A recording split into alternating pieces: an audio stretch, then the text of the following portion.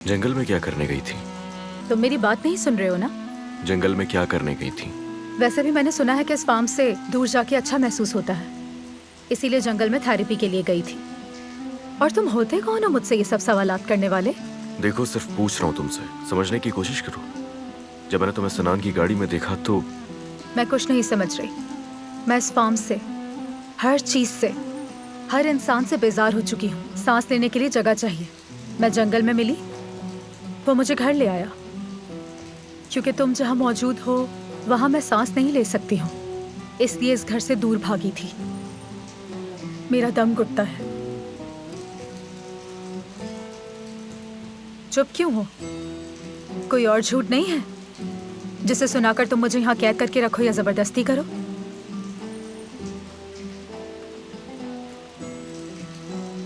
ये लो, ये सब हमारे लिए है, तुम्हारे, मेरी और मर्द के लिए। जब मैं यहाँ तुम्हें पहली बार लेकर आया था तब मैंने तुम्हें कहा था कि हम तीनों के लिए, एक नई जिंदगी शुरू करने के लिए। मुझे मालूम है कि ये घर हमें कैसे मार रहा है। कुछ वक्त यहाँ नहीं रहते, यहाँ से दूर चले जाते हैं। नूर, मुझे भरोसा रखो, मैं सब ठीक हमें मार रहा है ये कह रहे हो, है ना? हम तो पहले ही मर चुके हैं, समझ रहे हो? तुम्हारे इतने झूठ ने और इतनी हकीकतें खुलने के बाद तो हम मर ही चुके हैं अली। फिर क्या करना चाहिए? कहाँ जाओगी? हाँ, सड़क पर रहोगी क्या? हाँ, तुम जाओगी कहाँ? ये जाने बगैर मैं जिंदा कैसे रह सकता हूँ यार? आखिर कैसे रहूंगा तुम्हारे बगैर? हमेशा अपना ही सोचते हो ना। तुम कैसे रहोगे मुझे परवाह नहीं। ये तुम्हारी चाबी। मेरे लिए तुम्हारी आज तक की सबसे बड़ी बेइज्जती है अली कोजान।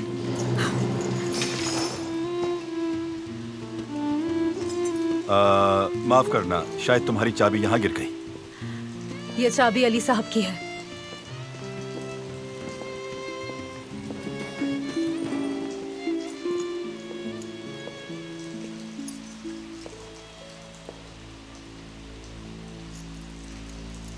काफी गुस्से वाली है। मर्द की वजह से गुस्सा कर रही थी। परेशान है बस। नूर, यहाँ आओ। मर्द जा गया है, वो अपनी माँ को बुला रहा है और तुम्हें उसे बहलाना है।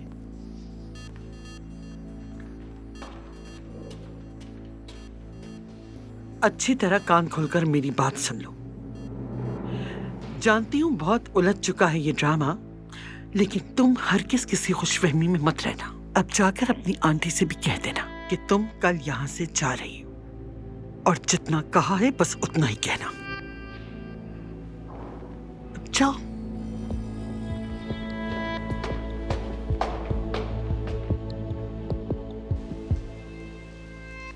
यानी अगर मैं खुद से यहाँ नहीं आता और अमेरिका से छुट्टियां नहीं लेता तो मुझे पता ही नहीं चलता कि मेरी बहन को होश आ गया है। तुम्हारी वालिदा मुनासिब वक्त पर तुम्हें खुद बता देती। किसके लिए मुनासिब वक्त बहनोई जी? बहनोई, ये अल्फाज मुझे कभी पसंद नहीं है, तुम ये जानते हो सना।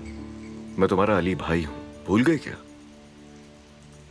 नहीं, मैं नहीं भूला, लेकिन तुम जरूर भूल गए हो।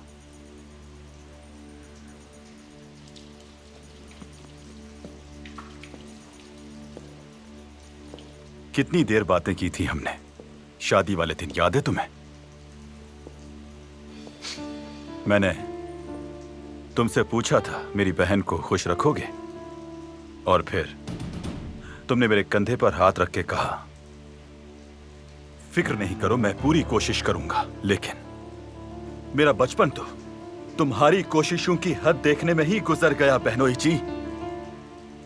मैंने तुम पर भरोसा किया था, तुमने वादा खिलाफी की, भाई का रिश्ता खत्म। अफसोस है। वाकई में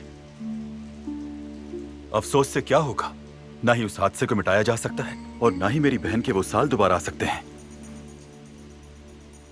अपनी बहन को खुश ना रखने का इल्जाम दे सकते हो, मगर उस हादसे का जिम्मेदार हरगिज नहीं ठहरा सकते मुझे। उस रात हादसे के वक्त स्टीयरिंग पर किसका हाथ था ये मैं समझा समझा कर थक चुका हूं। चलो छोड़ो इस बात को। मैं उस हादसे से पहले की भी बातें जानता हूँ। उस फार्म हाउस में सालों तक तुम्हारी वजह से मेरी बहन के गिरने वाले एक एक आंसू की वजह जानता हूँ मैं। कुछ भी नहीं जानते हो तुम। उस वक्त छोटे से बच्चे थे बस। अब मैं नहीं हूं। अब अगर एक बार फिर तुमने मेरी बहन को दुख दिया तो याद रखना मुझसे बुरा कोई नहीं होगा। समझ लो ये बात। सिनान, जो कहना है कह सकते हो, मगर मेरे मुंह से कभी भी उफ नहीं सुनोगे तुम, क्योंकि तुम मेरे भाई जो हो। जैसे मेरे लिए नायला है बिल्कुल वैसे ही तुम भी हो सिनान, भूलना मत ये।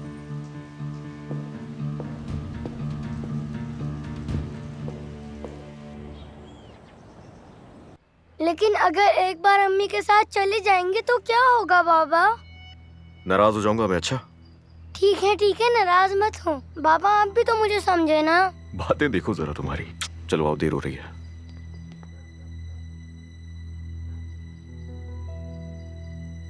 सब्र कर रहा है तल साहिबा, देखती जाए इसका बदला आपकी बेटी से कैसे लूंगी मैं।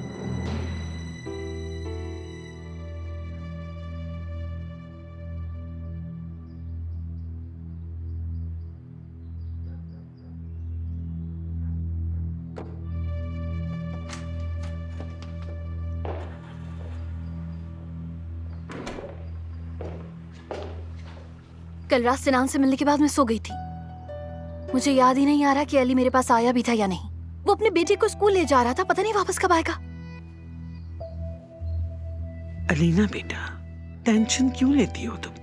देखो डॉक्टर्स ने किस शर्त पे तुम्हें यहाँ भेजा है, ताकि तुम्हारा हौसला बढ़े, ताकि तुम्हारा मोराल बढ़े। अपने मोराल को बढ़ाना तुम्हारे लिए बहुत मोराल अशार की शक्ल देखें, बगैर मोराल बढ़ाना आसान है क्या? और अगर आप मेरा हौसला बढ़ाना चाहती हैं तो ब्यूटी पार्लर में मेरे बाल सेट कराएं, उसके बाद शॉपिंग पर चलें। तुम परेशान ना हो, तुम जो चाहोगी मैं करूंगी अलीना बेटा। और उस आया को बुलाएं। क्या काम है तुम्हें? बातें करनी है मुझे। उफ। उसे हम बदल देंगे, वो आज है कल नहीं होगी, तुम्हें बताया तो था। वो लड़की मर्द को अच्छा संभालती है और वो हफीजा की भांजी भी है, तो फिर आप क्यों उसे बदलना चाहती हैं?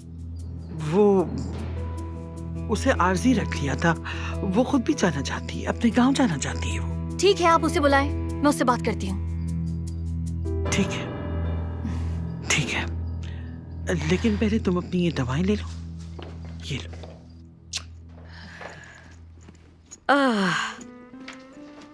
मेरी बच्ची, मेरी बच्ची, क्या कहूँ मैं तुम्हें?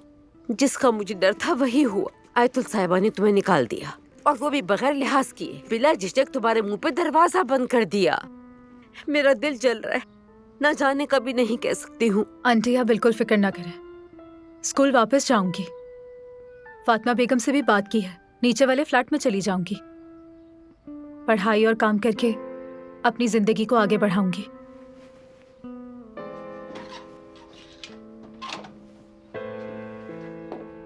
हफीजा। जी आयतुल साहिबा। नूर, अलीना साहिबा तुमसे मिलना चाहती हैं।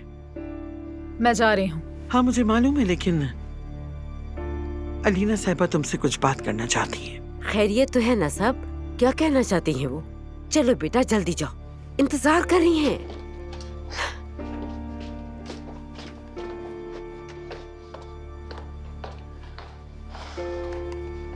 ये पैसे रख लो। अलीना कुछ भी कहे, तुम हर सूरत इस घर से जा रही और दोबारा हमारे सामने मत आना।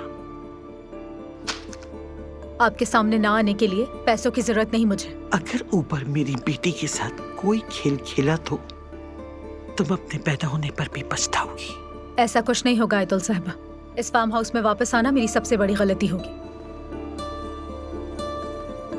बदतमीज कहेंगी।